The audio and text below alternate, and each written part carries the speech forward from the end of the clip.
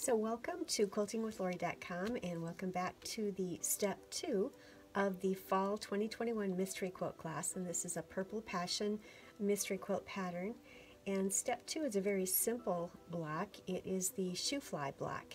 It simply consists of squares as well as half square triangles, and we'll be using the medium value 5-inch squares to make our half square triangles, and we'll have some darks and some lights in there. And your PDF that it's linked to this video. You want to make sure that you pull that PDF down so that you'll have that available to you.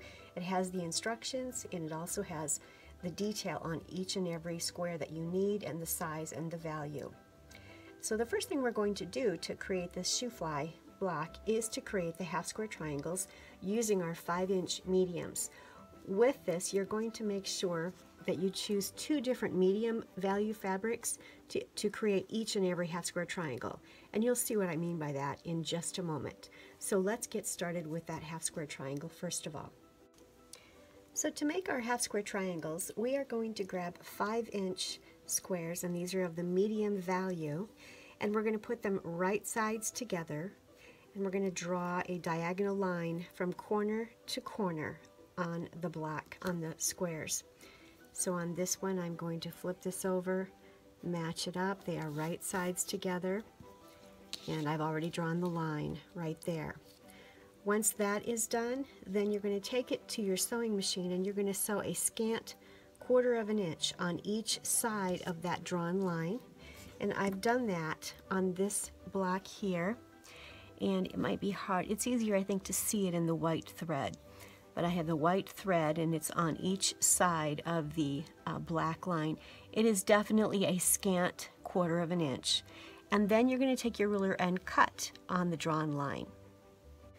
So as you can see here, I have sewn on each side of that drawn line, and then I've cut on the drawn line. So I now have 2 units, which makes up 2 half square triangles per unit. And then I'm going to take that to my iron and press it toward the darkest value. So all of these will go to the iron, and they will be pressed. Now, as you can see here, I have sewn these in assembly line fashion. So I started sewing at one end and continued on through all 3 of these, and then came around and sewed back on the opposite side of that diagonal line.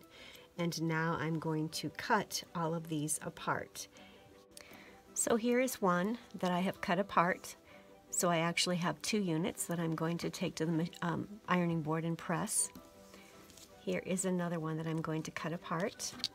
I'm going to just put my ruler right on the line and cut it apart on that diagonal line. I'm going to disconnect the threads right there. Again, we have another 2 units. There are a couple more units. And here's the last one to show you. There's the line that I drew. I used a magic marker so that it was quite bold so you could see it on the screen here.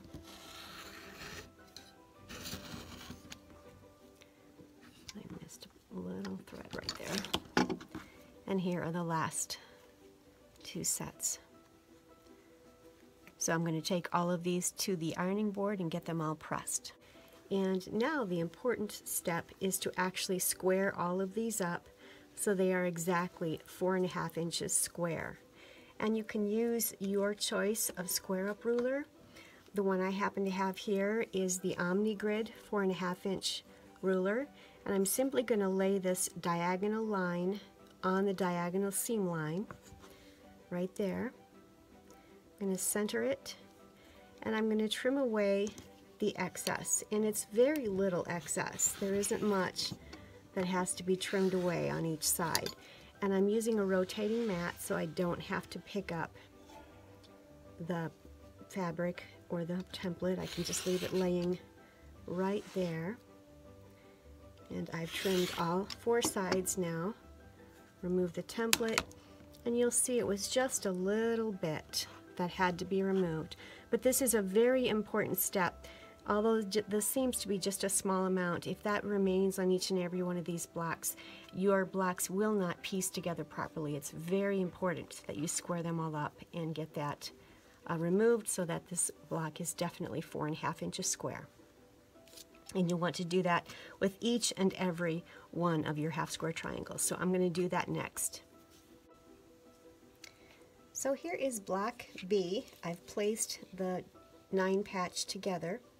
You're simply going to use for each shoe fly block, or each block B, one 4.5 inch dark, which goes in the center, 4 of the 4.5 inch lights, which will butt up to that dark, and then you're going to have 4 of your scrappy half square triangles, and they're going to go on the outer corners here, and that's the shoe fly block. A very simple block to create. I have one done here in just this is using yardage, and I have it webbed together here. Let me see if I can get it to lay down on here so that you can see what it looks like. So I've sewn part of it together. These seams are sewn together. It's been webbed together. So my dark is the purple in the center. These lavenders are my lights, and then my 2 mediums make up the half square triangles to create this shoe fly block. So this is my quilt that I'm creating using yardage, and underneath is the quilt I'm creating using scraps. And I'll take you to the wall here in a moment and show you what block A and block B looks like together for the center of this quilt. You'll get a chance to see what that looks like so that you can lay that out. And I do have the instructions in the PDF. It explains to you not only how to make the quilt itself, but exactly how to put it all together in the rows. So this is the wall quilt, and this is the lap quilt. So let's go take a look at that.